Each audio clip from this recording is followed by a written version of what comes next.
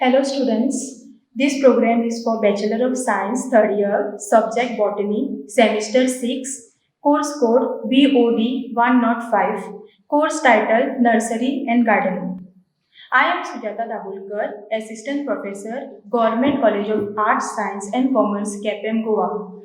Title of the unit is Indoor Gardening. Module name is Selection and Cultivation of Houseplants. In this module, we will be covering indoor gardening, selection of the houseplants, cultivation, and factors for successful growing of houseplants.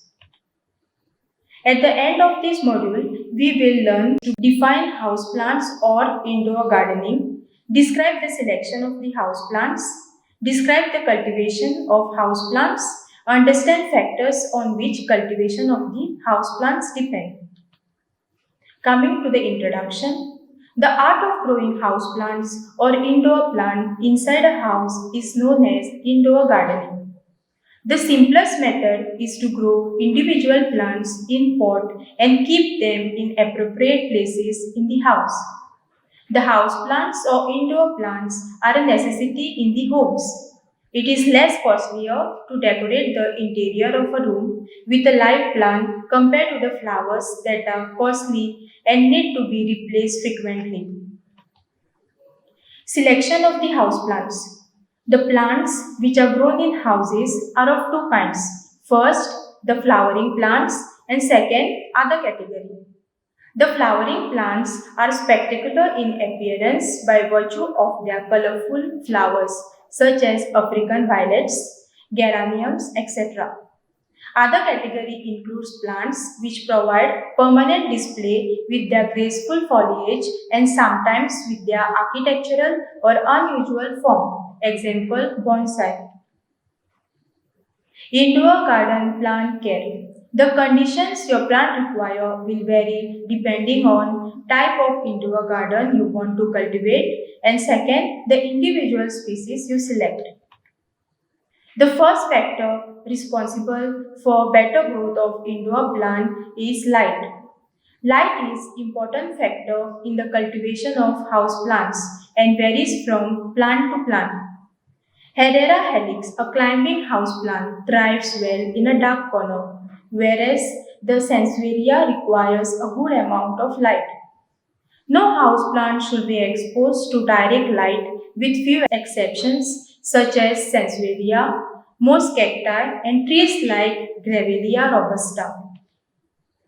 Most artificial source is a fluorescent lighting. It is an ideal substitute for natural daylight. The ideal illumination is a combination of a balance of red and blue. This can be achieved by illuminating an area with 120 cm long and 40-watt daylight fluorescent tube for blue waves and one similar size warm white for red wave tube. The plant should be not exposed to more than 16 hours per day. Plants exposed too much will turn yellow. Second factor is temperature. The temperature is variable than that of light due to different conditions of origin. Some belong to tropics, whereas some belong to subtropic and few from temperate zones. The ideal range of temperature should be around 15 to 21 degrees Celsius during the daytime and the night time not below 20 degrees Celsius.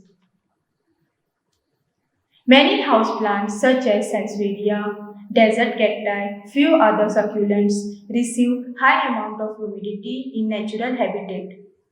It is not possible to maintain high humid conditions because that will be uncomfortable for the inmates. To overcome this, put potted plants in an empty pot one size larger than itself. Pack the surrounding empty space with peat or sphagnum moss and keep it moist by constant watering. To stand, keep the pots in a shallow waterproof metal tray containing small-sized gravels or pebbles. Water is then poured until it is just short of the top of pebbles, at which level this should be maintained constantly. Moisture-loving species of plant includes anthuriums, orchids, etc. Third factor is watering. varies from plant to plant. Alocasia requires more water than a cacti. Plants kept in cooler conditions require less water than those kept in warm conditions. Plant growing in a porous pot requires less water. Small pot will require more watering. Watering should be in good amount at a reasonable intervals which may vary from 3 to 10 days depending on climate and species. Fourth factor is fresh air. Windows can be opened occasionally to let in fresh air or the plants can be put outdoors in mild days. Other cultural practices includes cleanliness. The large-leaved specimen can be sponged regularly with clean water to improve the appearance. The smaller leaved plants can be kept clean of dust by regular spraying using water. Plants should be fed with liquid manure during their growing season. There are several plants which can be used for indoor gardening, which includes veggies such as carrots, hot peppers, lettuce, and tomatoes. Herbs includes basils, mint, parsley, and thyme.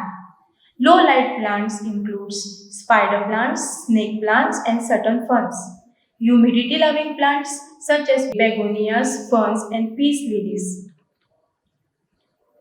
There are common types of indoor gardening, which includes hydroponics design. Hydroponic design is perfect if outdoor soil is not workable. It allows to produce high quality herbs or veggies year round.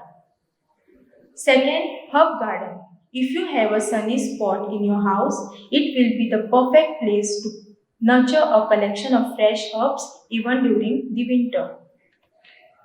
Air plant collections. Decorative tillandsia are epiphytic plants that don't grow in soil and get their nutrients from the air and moisture in their surrounding. Terrariums. If you want to grow a selection of a humidity loving plant without taking up a lot of space, try a glass terrarium.